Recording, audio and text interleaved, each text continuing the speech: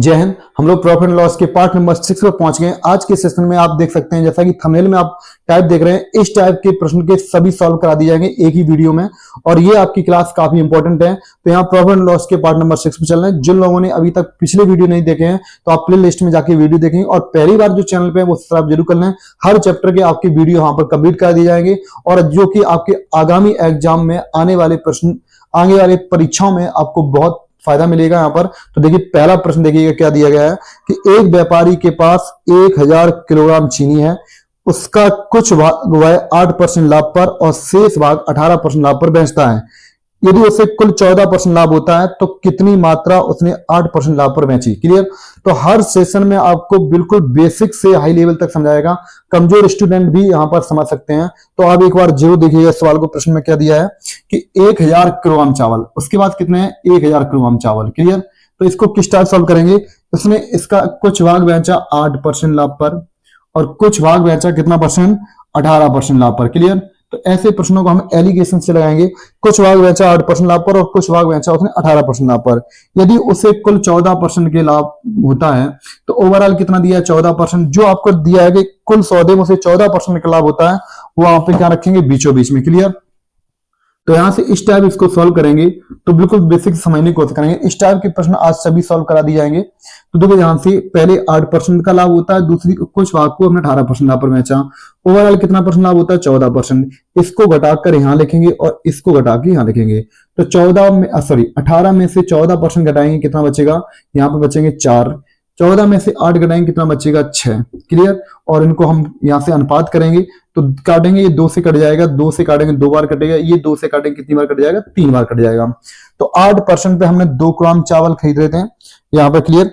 और यहाँ पर चीनी है, और 18% में कितनी 3। पूछा है आपसे कि 8% लाभ पर उसने कितनी चीनी बेची। तो देखिए ध्यान से, तो हम 3 और 2 5, यहाँ 2 ग्राम बेच रहे हैं, यहाँ 3, 3 2 5। क्वेश्चन में कितना, तो हम 5 यूनिट बराबर कितना दिया क्वेश्चन में 1000 यूनिट। क्लियर। 1000 किलोग्राम, तो 5 बराबर 1000 है, तो 1 यूनिट बराबर कितना आ जाएगा 200 केजी। कितना आ जाएगा 200। भाग देंगे, 5 का भाग देंगे कितनी बार जाएगा 2 बार।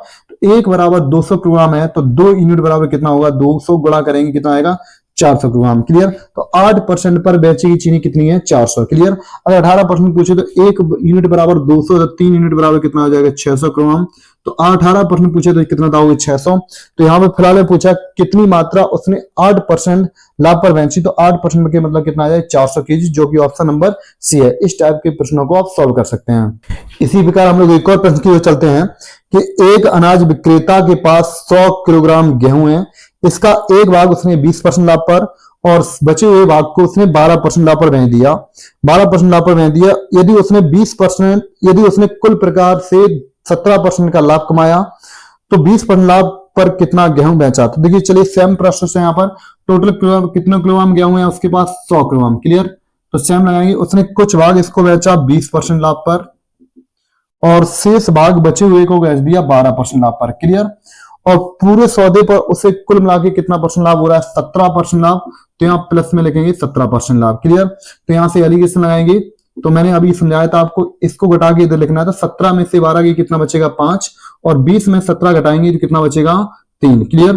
तो 5:3। तो 20% पे कितने चावल खरीदे होंगे, कितने बेचे होंगे गेहूं 5, और 12% में कितना 3। तो 5 और 3 कितना 8। हम 8 यूनिट बेच रहे हैं, क्वेश्चन में कितना 1600। तो 8 बराबर 1600, तो 1 बराबर कितना आ जाएगा 200 केजी। तो 1 बराबर कितना आ जाएगा 200 केजी। आपसे पूछा 20%, तो 20% पे हम कितने बेच रहे हैं 5। तो 5 बराबर कितना आ जाएगा, जब 1 यूनिट बराबर 200 तो 5 बराबर कितना, तो 5 में 200 गुणा करेंगे कितना आएगा 1000 केजी। कितना आ जाएगा 1000 केजी।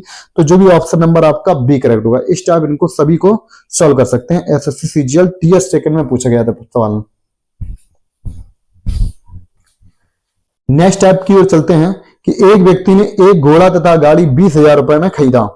बाद में उसने घोड़े को 20% लाभ पर तथा गाड़ी को 10% हानि पर बेच दिया। इस प्रकार से उसे कुल सौदे में 2% का लाभ होता है। तो घोड़े का क्रय मूल्य ज्ञात करें। चलिए इस सवाल कैसे करेंगे कि एक व्यक्ति ने घोड़ा तथा गाड़ी, घोड़ा प्लस गाड़ी को कितने रुपए में खरीदा 20,000 रुपए में खरीदा। उसने घोड़े को 20% लाभ पर, तो प्लस के 20% करेंगे, लाभ है तो प्लस, और उसने गाड़ी को 10% हानि पर बेच दिया, तो हानि है तो माइनस। क्लियर, याद रखेंगे, लाभ है तो प्लस में करेंगे और हानि है तो माइनस में करेंगे। क्लियर, लाभ हमेशा प्लस में होता है और हानि हमेशा माइनस में होती है। पूरे सौदे में से कुल मिला के 2% का लाभ हुआ, तो 2% का लाभ तो ओवरऑल बीच में रखेंगे, यहां से घटाएंगे। क्लियर, तो यहां से सॉल्व करेंगे तो देखिए ध्यान से, 20 में से 2 गई, कितना बचेंगे 18%, और प्लस के 2 में से माइनस के 10 घटाएंगे। तो जब भी प्लस के साथ माइनस घटाएंगे तो हमेशा ऐड हो जाते हैं। पॉइंट याद रखना कि दो अपोजिट वर्ड का अंतर हमेशा जुड़ जाता है। प्लस और माइनस अपोजिट पे ये जुड़ जाएंगे, तो 2 में से माइनस 10 करेंगे तो 2 और 10 जुड़कर कितने हो जाएंगे 12। क्लियर, जब भी प्लस माइनस का अंतर करे तो हमेशा जोड़ देना। तो 2 में से 10 माइनस माइनस करेंगे, क्या हो जाएगा प्लस, तो 10 2 कितना हो जाएगा 12। क्लियर, तो दो अपोजिट वर्ड का अंतर हमेशा जुड़ता है, तो प्लस और माइनस की जुड़ जाएंगे, तो ये माइनस माइनस कितना हो जाएगा 10, 10 2 12। क्लियर, तो 6 दूनी 12, 6 तिया 18। तो घोड़े को हमने 2 रुपए में खरीदा होगा, तो गाड़ी को हमने 3 रुपए में खरीदा होगा। 3 2 5, हम 5 बराबर खरीद रहे हैं क्वेश्चन में 20,000, तो 5 बराबर 20,000 है, तो 1 बराबर कितना आ जाएगा 4,000। तो 1 यूनिट बराबर कितना है 4,000।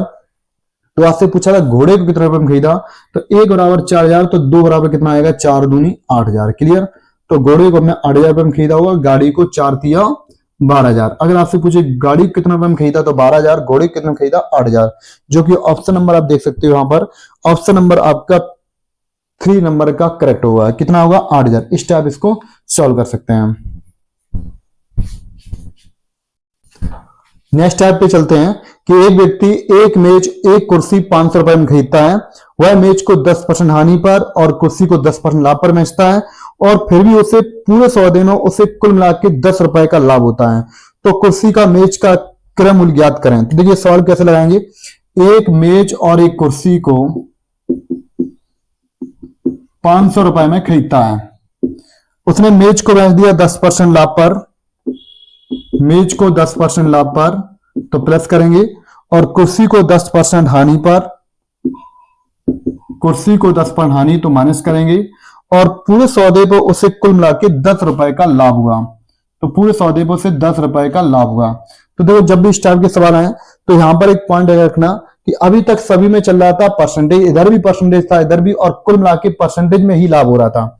तो इस सवाल को करने के लिए 2 कंडीशन है, या तो पूरा सवाल परसेंटेज है तो परसेंटेज ही रखें, तो इस लाभ रुपए जो 10 रुपए दिए इसको भी परसेंटेज बना लें। तो 500 रुपए का ये पता कर लें 10 रुपए कितना परसेंट होगा, तो हम लोग पता करेंगे। तो 500 का ये कितना प्रतिशत है, तो 10/500 परसेंटेज बनाएंगे, गुणा कितने करेंगे 100 का, 2 0 कैंसिल, 5 दूनी 10, तो कितना परसेंट लाभ हो रहा है 2%। तो ओवरऑल कितना करेंगे 2% लाभ। क्लियर, तो अभी हम दूसरा भी बताएंगे, अगर आप रुपए का उपयोग करें तो सभी में रुपए का उपयोग करेंगे। तो आपको इस सवाल में दोनों कंडीशन बता देंगे कि परसेंटेज से सभी तरीके से कैसे लगेगा और इसको रुपए में कन्वर्ट करने से कैसे लगेगा। तो अभी ये सवाल हम आपको बता रहे हैं परसेंटेज परसेंटेज परसेंटेज, क्योंकि इधर 10% का लाभ है, इधर 10%, यानी ओवरऑल क्या परसेंट का लाभ हो गया 2% का, क्योंकि हमने निकाल दिया 500 रुपए का 10 रुपए जो है वो कितना प्रतिशत है, वो 2 रुपए है। तो चलिएगा घटाते हैं, 10 में से 2 गई कितना बचा 8, और 2 में से 10 गई कितना बचेंगे 12, क्योंकि ये प्लस के और ये किसके माइनस के, प्लस माइनस के हमेशा अंतर जुड़ता है। क्लियर, अपोजिट वर्ड का अंतर जुड़ता है। 4 दूनी 8, 4 तिया 12। क्लियर, तो इसका मेज को हमने 3 रुपए में खरीदा और कुर्सी को हमने 2 रुपए में खरीदा। 3 2 5, हम 5 रुपए में खरीदे टोटल, क्वेश्चन में 500, तो 5 बराबर 500, 1 बराबर कितना आ जाएगा 100, तो 3 बराबर 300 हो जाएगा, 3 यूनिट बराबर कितना हो जाएगा 300, और 2 यूनिट बराबर कितना हो जाएगा 200। अर्थात आपसे मेज कुर्सी का क्रय मूल्य पूछा है, तो कुर्सी को हमने कितना रुपए में खरीदा होगा 200 रुपए में। तो इस टाइप इसको सॉल्व कर सकते हैं। तो ये आपका जो रहा वो परसेंटेज से रहा। अगर इसी चीज को आपने रुपए से बनाना है तो कैसे बनाएंगे, सभी सवाल को रुपए में कन्वर्ट करेंगे, तो कैसे करेंगे देखिए ध्यान से। इसी चीज को रुपए में कैसे बदलेंगे, कि जैसे बोला है कि मेज और कुर्सी, इसको दूसरे तरीके से भी लगा सकते हैं।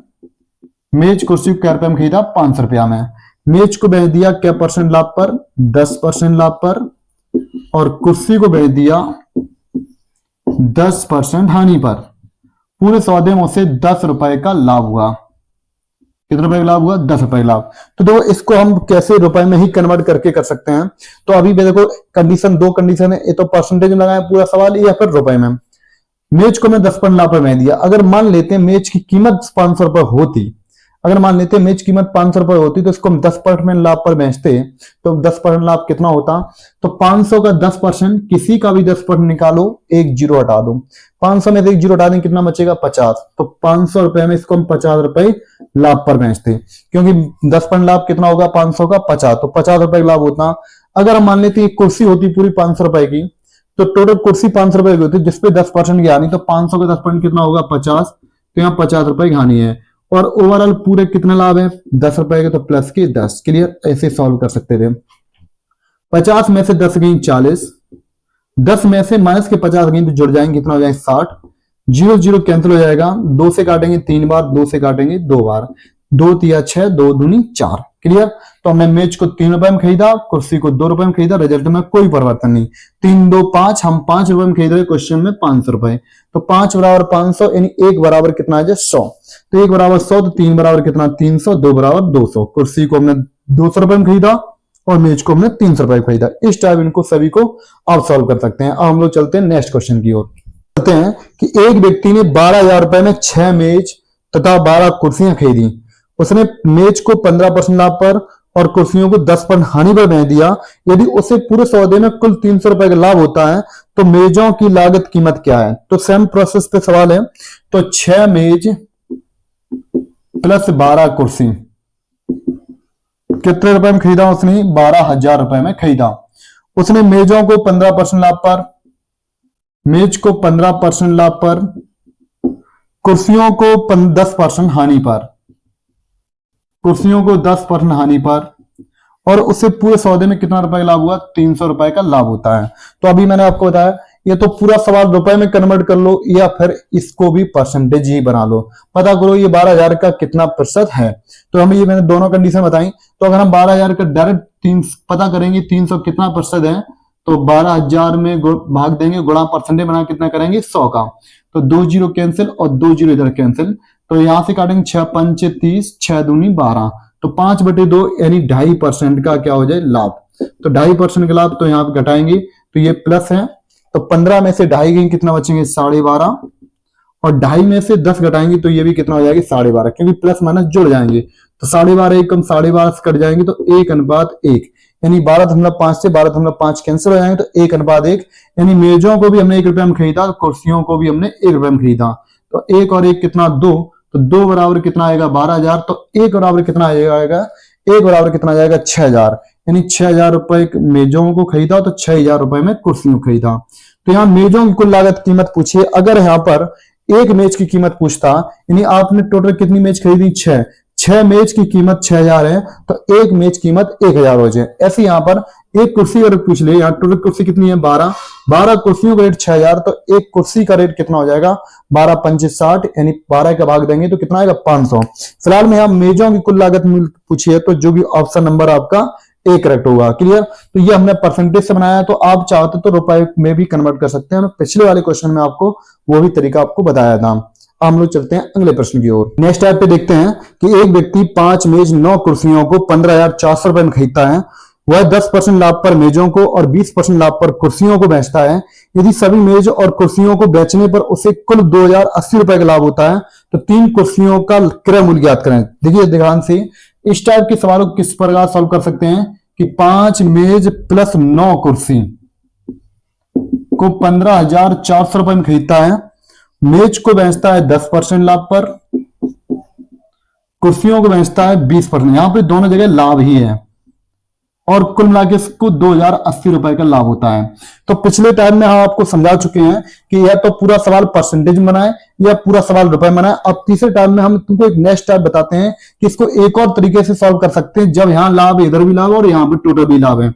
क्लियर? यहाँ पर तो पहले तो हमने आपको बताया था कि आप रुपए से कैसे निकालेंगे। चलो एक बार हम फिर आपसे रुपए को बता देते हैं कि मान लेते हैं अगर मेज 15,400 रुपए की टोटल मेज होती, तो 15,400 रुपए कितना लाभ होता है? 10%। तो 10% कितना? किसी का 10% निकाले, जीरो डाल दो, तो 10% कितना आएगा? 1,540 रुपए। तो यहाँ टोटल 1,540 रुपए का लाभ होता है। क्लियर? अब उसने कहा कुर्सियों को 20% लाभ पर मैं दिया। मान लो ये सभी कुर्सियां होती 15,400 की, तो 15,400 का 20% कितना होगा? जब 10% 1,540 होता है, तो 10 दूनी 20 होते हैं, तो इसका दुगना हो जाएगा। तो 1,540 का दुगना हो जाएगा 3,080। तो टोटल 3,080 रुपए लाभ होता है, लेकिन ओवरऑल लाभ कितना हो रहा है? 2,080। तो 2080। तो ये सवाल हम आपको रुपए से बता दे रहे, क्लियर। तो आप रुपए और परसेंटेज दोनों ही से लगा सकते हैं। तो हम लोग घटाएंगे 3080 में से 2080 गए तो कितना बचेगा 1000, और 2080 में से 1540 घटाएंगे तो कितना आएगा 540। तो 0 0 कट जाएगा।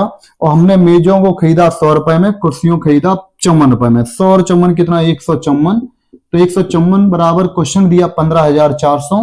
तो 1 यूनिट बराबर कितना आ जाएगा 100। तो 100 यूनिट में 100 गुणा करेंगे कितना आएगा 10,000। 100 में 100 गुणा करेंगे 10,000 आएंगे, और 54 में 100 गुणा करेंगे कितना होगा 5400।